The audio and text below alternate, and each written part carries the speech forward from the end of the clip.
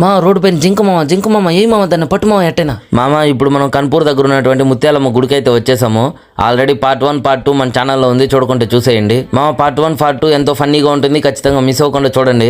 మనం కన్పూర్కి మధ్యాహ్నం వచ్చి మధ్యాహ్నం నుంచి గుంటలో మునిగి గుంట దగ్గర నుంచి నేరుగా బీచ్కి వెళ్ళి ఇప్పుడైతే గుడి దగ్గరకు అయితే వచ్చాము దర్శనం కోసం. మనకి కన్పూర్లో బాగా ఫేమస్ అయింది ఇసుక. మనం ఎటు చూసినా ఇసుకే ఉంటుంది, కానీ మన ముత్యాలమ్మ తిరణాలకు మాత్రం ఇసుకేసిన రాళ్ళంత జనం ఉంటారు. ఇంత జనాభాలో జాగ్రత్తగా వెళ్ళాలి దర్శనానికి మామ. మధ్యాహ్నం నుంచి స్విమ్మింగ్ చేసి మా పిల్లకాయలకి అయితే బాగా ఆకలి అయితే, నార్మల్ గా మనకు ఆకలిస్తే ఎక్కడైనా హోటల్ ఎత్తుకోవాలి, కానీ కన్పూర్లో మాత్రం అన్నదానం ఎక్కడుందో చూసుకుంటే సరిపోద్ది. ఎందుకంటే మనకి గుడి చుట్టూ అన్నదానాలే జరుగుతుంటాయి మామ. మాకైతే మంచి వెజిటేబుల్ రైస్ అయితే దొరికింది. జమ్మని తినేసి ఇంకా దర్శనానికి అయితే వెళ్ళాలి. నేనైతే ముత్యాలమ్మ తల్లి చల్లని చూపులు మీ పైన నా పైన ఉండాలని మొక్కున్నాను. గుడి వెనుక భాగంలో భక్తులు అయితే ఎర్రగడ్డలను విసిరేస్తున్నారు మామ. ఎందుకు వేస్తున్నారు మీకు తెలుసుంటే కామెంట్ అయితే చేయండి మామ. సడన్ గా బైక్ కిందకైతే కుక్కపిల్ల వచ్చిందని బ్రేక్ కొట్టాడు. తీరా చూస్తే కుక్కపిల్ల కాదు జింకపిల్ల అని అర్థమైంది మామ. మనమేం సల్మాన్ ఖాన్ కాదు, బతికుంటే ఉప్పై నమ్ముకొని బతకచ్చు, కానీ వాటి జోలికి మాత్రం బాగూడదు. నెక్స్ట్ వీడియోలో